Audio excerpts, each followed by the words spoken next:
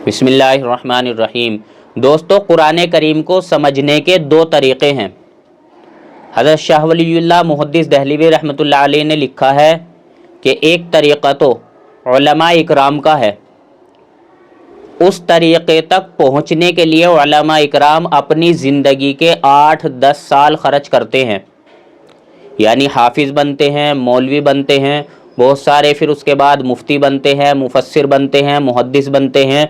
यानी कुरान करीम के मतलब को, मानी को समझने के लिए, तफसीर को समझने के लिए 8-10 साल लगाते हैं और बहुत सारे उलूम सीखते हैं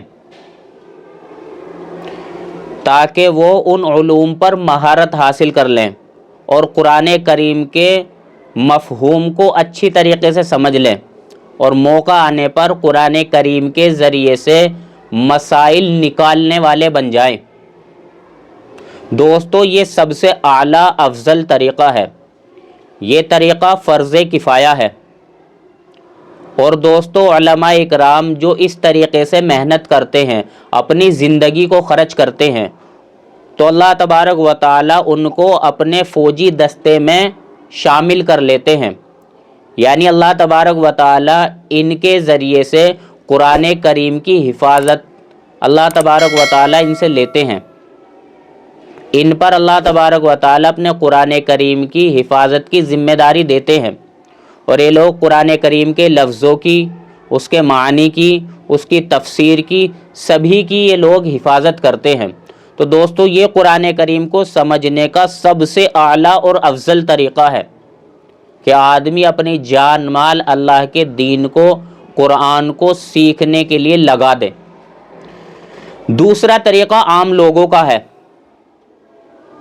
आम लोगों का तरीक़ा ये है कि बस उन्हें इतना मालूम हो जाए, यानी मोटा मोटा मालूम हो जाए कि यहाँ पर अल्लाह तबारक व तआला क्या फरमा रहा है, यहाँ पर किस चीज़ का तज़किरा हो रहा है, यहाँ पर अल्लाह किसका हुक्म दे रहा है, किस चीज़ से रोक रहा है। और दोस्तों, ये तरीक़ा बहुत आसान है। आज के ज़माने में कुरान करीम की मालूमात हर पढ़ने वाले को इतनी तो है ही कि कुरान करीम के अंदर सात मंजिलें हैं, 30 पारे हैं, 114 सूरतें हैं और इसी तरीक़े से कुरान करीम में 540 रुकू हैं। ये मोटी मोटी मुसलमानों को मालूमात है। इसी तरीक़े से आदमी को ये भी मालूम है सजदे कितने हैं, कुरान में अल्फाज कितने हैं, ज़बर कितने हैं, ज़ेर कितने हैं, हर पढ़ने वाले को ये चीज़ मालूम है।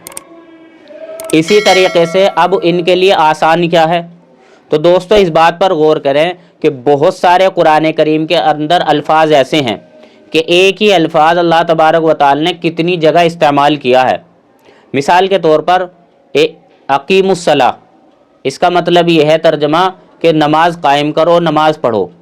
ये लफ्ज़ अल्लाह तबारक व तआला ने कुरान करीम के अंदर 70 मरतबा इरशाद फरमाया है।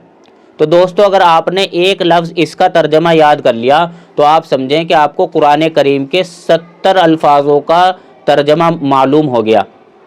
इसी तरीके से अल्लाह तबारक व तआला ने एक जगह इरशाद फरमाया या अय्युहल्लज़ीना आमनू, और ये यानी ए ईमान वालो, ये कुरान करीम के अंदर अल्लाह तबारक व तआला ने 86 मरतबा इरशाद फरमाया है। तो लफ्ज़ आपने एक लफ्ज़ का तर्जमा याद किया, आपको 86 अल्फाज का तर्जमा याद हो गया। और ऐसे ही बहुत सारे अल्फाज ऐसे हैं कि जो अल्फाज एक हैं, इस्तेमाल बहुत सारी जगह हुआ है। आप एक लफ्ज़ का तर्जमा याद करेंगे, आपको बेशुमार लफ्ज़ों का तर्जमा आपके हिस्से आ जाएगा। यानी कुरान करीम के बहुत सारे अल्फाज एक जैसे हैं, तो आपने ये समझ लें कि एक को याद करने के बाद कितने ही अल्फाजों का तर्जमा याद कर लिया। तो ये भी आसान है। दूसरा तरीक़ा ये है कि दूसरी बात ये है कि कुरान करीम के अंदर बहुत सारे अल्फाज ऐसे हैं जो अरबी के हैं और वो उर्दू में इस्तेमाल होते हैं, जैसे जन्नत है, जहन्नम है, किताब है, अर्श है, कुर्सी है, कब्र है, हशर है, तक़वा है, तवक्कुल है, ज़ुहद है। ये बहुत सारे अल्फाज ऐसे हैं कि जो उर्दू में भी इस्तेमाल होते हैं और अरबी में भी इस्तेमाल होते हैं। ये तकरीबन 400-500 अल्फाज ऐसे हैं जो उर्दू में भी इस्तेमाल हो रहे हैं, अरबी में भी इस्तेमाल हो रहे हैं। तो आप ये समझ लें کہ آپ کو کتنی خوشی ہوگی کہ بھئی میرے تو 500 الفاظ ایسے ہی یاد ہیں، الفاظوں کے معنی قرآن کے کہ جو ہم عام اپنی زبان میں استعمال کرتے ہیں، تو یہ اور زیادہ آسان ہو گیا۔ تو دوستو اب آپ سوچیں کہ میرے قرآن کریم کا یاد کرنا اور اس کے الفاظ کا معنی یاد کرنا کتنا آسان ہوا۔ یعنی بہت سارے تو ایسے الفاظ ہیں کہ ایک ہی یاد کرنے پر بہت سارے ہو جائیں گے، اور بہت سارے ایسے ہیں جو اردو میں بھی استعمال ہو رہے ہیں، عربی میں بھی استعمال ہو رہے ہیں۔ اس کے علاوہ جو ایسے الفاظ ہیں نہ اردو میں استعمال ہو رہے ہیں، نہ عربی میں استعمال ہو رہے ہیں، اور نہ وہ بہت ساری جگہ استعمال ہوئے ہیں، تو اب وہ کیسے یاد ہوں؟ تو دوستو وہ ایسے یاد ہوں گے کہ آپ ایک ایک دو دو لفظ کا ترجمہ روزانہ سیکھیں۔ کچھ عرصے کے بعد آپ کو قرآن کریم کے بہت سارے الفاظ کے معنی یاد ہو جائیں گے۔ اس کے لیے آپ کو کیا کرنا ہے؟ تو دوستو اس کے لیے آپ کو یہ کرنا ہے کہ آپ اپنے قریب کے عالم کے پاس جائیں، چاہے مسجد والے ہوں، مدرسے والے ہوں، یا کوئی بھی عالم ہو، آپ اپنے قریب کے عالم کے پاس جائیں اور ان سے ایک ایک دو دو الفاظ کے ترجمے آپ یاد کریں۔ بھائی استاذ کے سامنے میں اس لیے کہہ رہا ہوں کہ آپ کسی عالم کے پاس جا کر سیکھیں گے تو آپ غلطی کرنے سے بچ جائیں گے۔ آپ اپنی طرف سے ہی کوئی مطلب غلط نہیں نکال پائیں گے، کسی الفاظ کا ترجمہ غلط نہیں کر پائیں گے، ان ساری غلطیوں سے آپ بچ جائیں گے، کیونکہ استاد کے سامنے آدمی جب جاتا ہے تو اس کو بہت ساری چیزیں سیکھنے کو ملتی ہے۔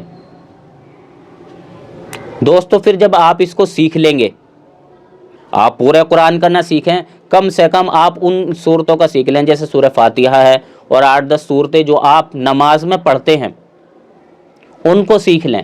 یہ میں اس لیے کہہ رہا ہوں کہ جب آپ کسی سورت کو نماز میں پڑھتے ہیں اور اس کا ترجمہ بھی آپ کو یاد ہو جائے تو وہ کیا کہنے آپ کے نماز کے، آپ کو نماز پڑھنے میں بہت زیادہ مزہ آئے گا۔ آپ پڑھیں گے اور آپ کے سامنے ذکر ہوگا، اللہ کا حکم یہاں پر یہ ہے، اللہ یہ فرما رہا، اس کا حکم دے رہا، اس سے منع کر رہا، یہ چیز مجھے کرنی چاہیے، یہ چیز نہیں کرنی چاہیے۔ جب آپ اس طریقے سے ترجمے کے ساتھ آپ پڑھتے رہیں گے، ترجمہ آپ کے دھیان میں چلتا رہے گا تو آپ کو بے انتہا مزہ آئے گا۔ اسی طریقے سے اگر آپ پورے قرآن کا ترجمہ یاد کر لیں گے، سیکھ لیں گے تھوڑا تھوڑا کر کے، تو جب آپ قرآن کریم پڑھیں گے تو آپ کو بے انتہا مزہ آئے گا اور لطف آئے گا۔ آپ پڑھتے رہیں گے اور آپ کو معلوم ہوتا جائے گا اللہ یہ کہہ رہا ہے، اللہ یہاں پر اس کا ذکر کر رہا، اللہ نے یہاں پر اس نبی کا نام لیا، اللہ نے اس جگہ کا نام لیا، اللہ نے یہ چیز حرام کی ہے، اللہ نے یہ چیز حلال کی ہے۔ تو آپ کو نماز پڑھنے میں اور قرآن پڑھنے میں مزہ آئے گا، سرور آئے گا، دل لگے گا، خوشی ہوگی، بے انتہا لطف و کرم ہوگا، اور اللہ تبارک و تعالیٰ کی نعمتوں کی بارش آپ کے اوپر ہوگی، اللہ تبارک و تعالیٰ کا انعام آپ کے اوپر ہوگا۔ تو دوستو قرآن کریم سمجھنے کے 2 طریقے ہیں، ایک اعلیٰ طریقہ ہے جو علماء اکرام کا ہے، اور ایک ادنا طریقہ ہے جو عام لوگوں کا ہے۔ وہ موٹی موٹی بات میں نے آپ کے سامنے عرض کر دی۔ اللہ تبارک و تعالی ہم سب کو صحیح سمجھ کی توفیق نصیب فرمائے۔ وآخر دعوانا الحمدللہ رب العالمین۔